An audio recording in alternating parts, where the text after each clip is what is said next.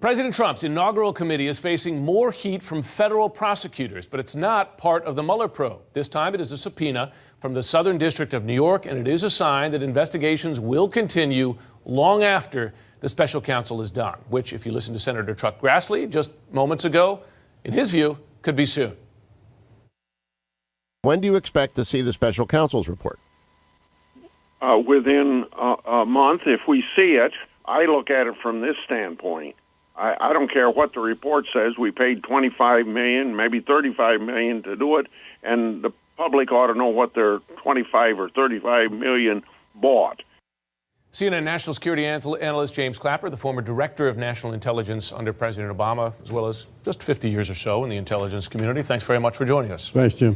So on that there, I don't mean to make you a prognosticator, but do you see any indications that the special counsel's investigation is close to done? No, but that is a favorite parlor game in this town. Yes. Is when is Mueller going to be done? And all I've ever said about it is I think he's closer to the end than he is the beginning, and that's about as far as I'd go. That is probably a safe bet. This other investigation now that's coming up, separate from the special counsel, Southern District of New York, I mean, quite a broad-based subpoena to the inaugural committee, right. List of donors, where the money came from, and with some serious crimes at least investigated here. What's the significance of that investigation? Well, first, big bucks contributions to inaugurals is a unfortunately long-standing custom in this town with every inauguration. This one, though, was kind of eye-catching because of the amount of money. I think $107 million, which is about double any previous inaugural in terms of financial contribution. So obviously the interest here is in legality, and particularly if there's foreign money involved, which of course is illegal. Mm-hmm. So I think it's just yet another branch off of all these investigations that the president or his campaign or the inauguration is under, and I think this is all that's going to be going on for a long time.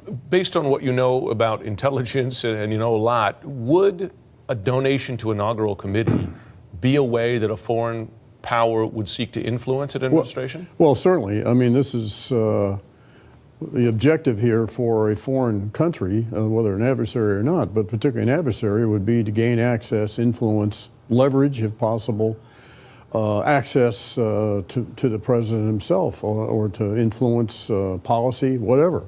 So yes, this is concerning, particularly if it involves foreign money and potentially a foreign adversary.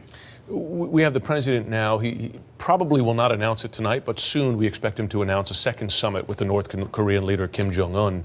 I was at the last one.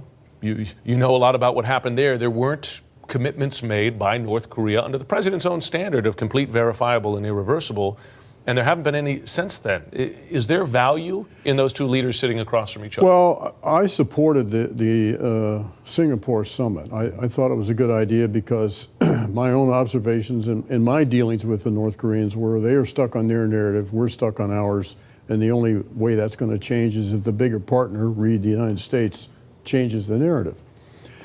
I thought, though, that the president kind of squandered the huge leverage he had just by agreeing to meet with the leader of North Korea, which is something Kim Jong-un's father and grandfather long have lusted for, have really wanted a personal meeting in-person meeting with the president.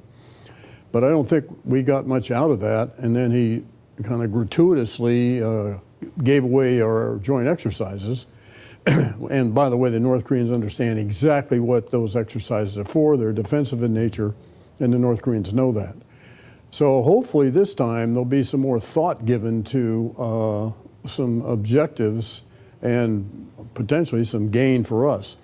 I do think it's much better to talk in person like that than exchanging the threats that were the case, right, 8 and 9 months ago. So we're certainly in a better place there. Sometimes via Twitter, you're aware of the president's public disagreements with intelligence officials that he appointed here.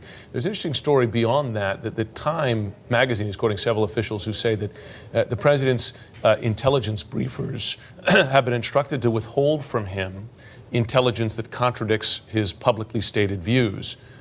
What are the dangers of that if an intel community can't speak truth Well, to the president? That is not good, and certainly in public, the intelligence leaders, notably Dan Coates, my successors, DNI, did their duty, which was to tell truth to power.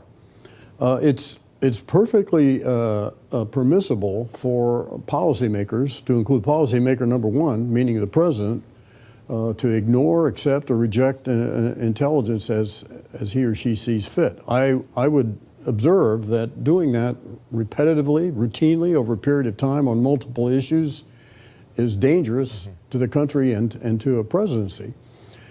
What I don't think is necessary, and which does great harm, is the gratuitous, unnecessary insults when the intelligence community, which is there to tee up the facts, somehow is seen as disagreeing with the president's no-fact zone own reality. Yep. General Clapper, always good to draw on your experience. Thanks, Jim.